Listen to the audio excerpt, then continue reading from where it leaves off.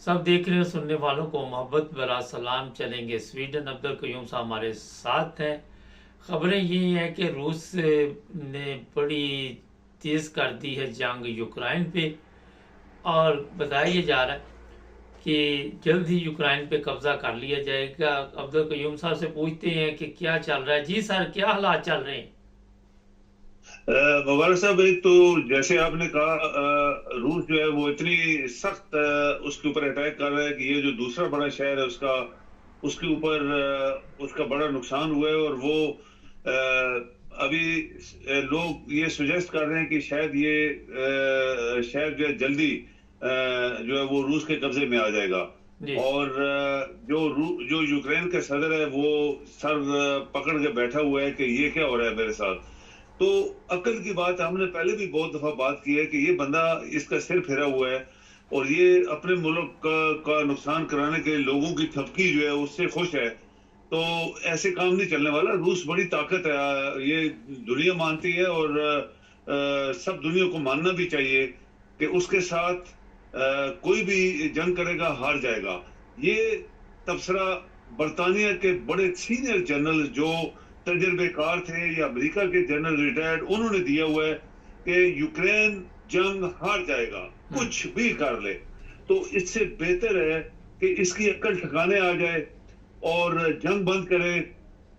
और आपको ये भी पता है मुबारक साहब की अखबारों में आ रहा है कि ये मिन्नतें समाजतें कर रहे हैं लोगों की, दुनिया की, यूनाइटेड नेशंस की, प्लीज प्यूटन से कहो कि जंग बंद करे, हमारे से बात करे।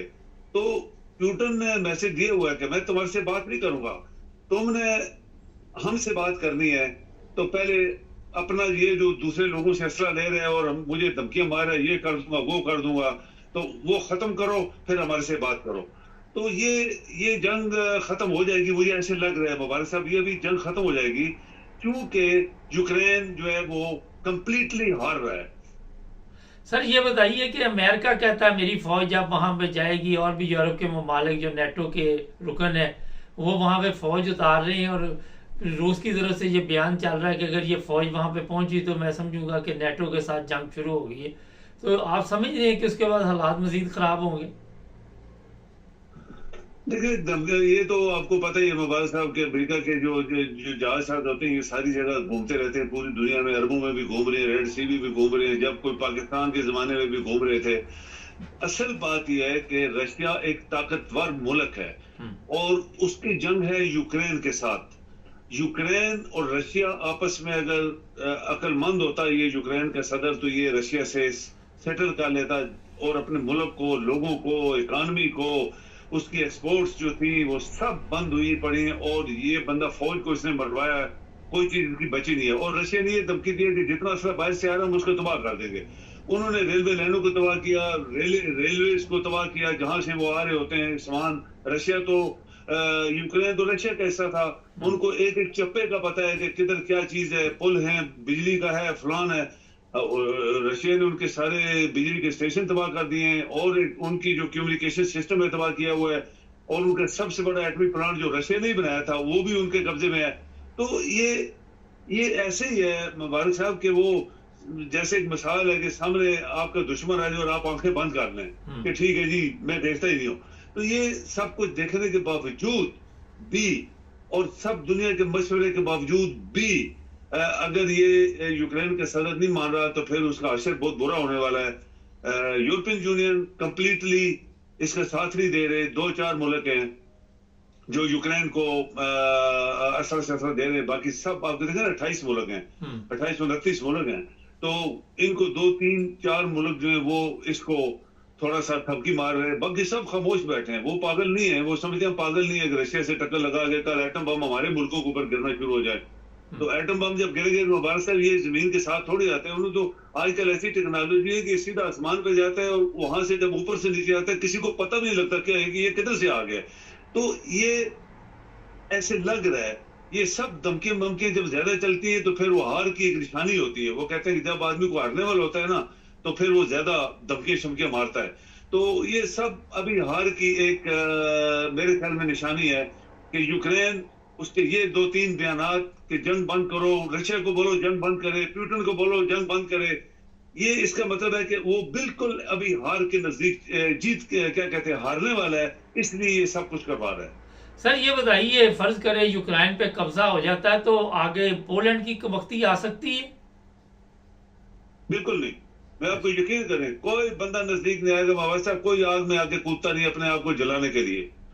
ये मजाक है, और ये एक दुनिया का एक अभी अभी दुनिया बहुत कुछ सीख गई है ना, सेकंड वर्ल्ड वार से, फर्स्ट वर्ल्ड वार से। दुनिया में जितनी जंगें हुई हैं, जब भी जंगें हुई हैं वो हारे हैं एंड के ऊपर।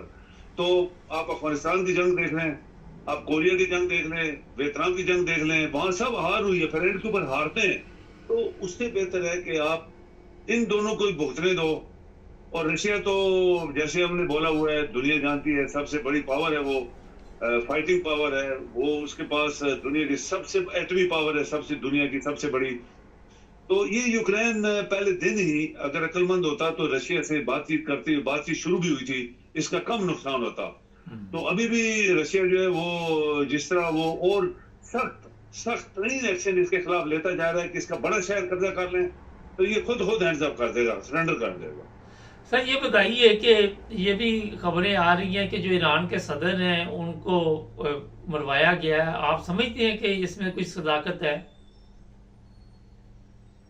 मुबारक साहब, हर चीज के पीछे कुछ न कुछ तो राज होता है।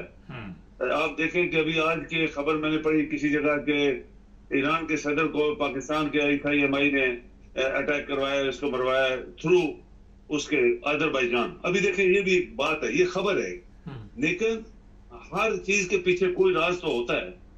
तो अभी रशिया को बहुत तकलीफ है, चाइना को बहुत तकलीफ है। वो कहते हैं टर्की को कल 5 मुल्कों ने क्या कहते हैं बयान दिया बड़ा सख्त कि ईरान के सदर जो है वो मरवाया गया, उसके पीछे जो साजिश हमने पकड़ ली है, किसने मरवाया है। तो एक खबर में ये चला कि ये पाकिस्तान के ISIS ने मरवाया। अभी ये इसमें क्या सदाकत है, क्या सच है, ये तो कोई इंक्वायरी होगी तो पता लगेगा। और ये भी आपको पता है कि इमरान की फेवर के लिए रशिया के प्रेसिडेंट ने और टर्की ने, चाइना ने और इस तरह 2-3 जो पाकिस्तान के बहुत करीब या चाइनीज के नजदीक लोग ममालिक हैं, उन्होंने एक धमकी दी है चीफ ऑफ आर्मी स्टाफ को कि तू इमरान को छोड़ दे, वरना हम बड़ा सख्त एक्शन तुम्हारे खिलाफ लेने वाले हैं, specially chief of army staff के खिलाफ। तो ये भी एक खबर है। तो इस तरह की चीजें जब आती हैं, बाहर निकलती है मीडिया के ऊपर, तो उसके पीछे कोई ना कोई जरूर कोई हिंट राज होता है। मुबारक साहब, सर ये बताइए कि अगर फर्ज करें ये साबित हो जाता तो ईरान के और पाकिस्तान के तल्लुकात आप किस नजर से देख रहे हैं? अभी देखिए, पैलेस्टाइन की भी कहते हैं जंग आज लिखा था कि बंद होने वाली है, चूंकि लोग ममालिक, आपको पता है यूरोपियन यूनियन के बहुत सारे ममालिकों ने तस्लीम कर लिया है। चाइना ने तमाम अरब ममालिकों को अपने पास बुलाया हुआ था वहां पे चाइना में कुछ 2-4 दिन पहले, और वो भी इसीलिए कि इसको तस्लीम करो। चाइना खुद और रशिया और बड़े बड़े ममालिक जब तस्लीम करेंगे सिक्योरिटी काउंसिल में, तो ये जंग वो हार जाएगा। उसकी भी यही असर होने वाला है। उसने भी जो इतनी दुनिया मरवाई है, मुबारक साहब, ये सोचने की बात है। हिटलर ने जिस तरह यहूदियों को मरवाया था, इस तरह इसने मुसलमानों को मरवाया वहां पे, और सारे मुसलमान खामोश रहे, कोई बोला नहीं, आपकी बड़ी ताकत कोई बोली नहीं है।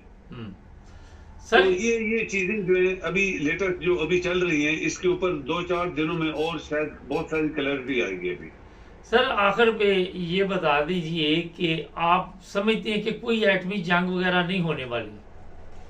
नहीं होगी, बिल्कुल नहीं होगी। चलें, बहुत शुक्रिया सर आपका। जी बिल्कुल, मेहरबानी। न जी, पाकिस्तान पे इल्ज़ाम आना और इस तरह की खबरें चलना, और आने वाले दिनों में क्या सच्चाई है अगर सामने आती है, तो हमारे तो ममालिक जो पहले बड़े दुश्मन है, इर्द गिर्द कोई दोस्त मुल्क भी नहीं है, तो ना हमारे मुल्क के अंदर कोई दोस्त है अवाम का, ना मुल्क के बाहर कोई दोस्त होगा, फिर देखा जाएगा क्या होगा। सब्सक्राइब करें, जुड़े रहें हमारे साथ।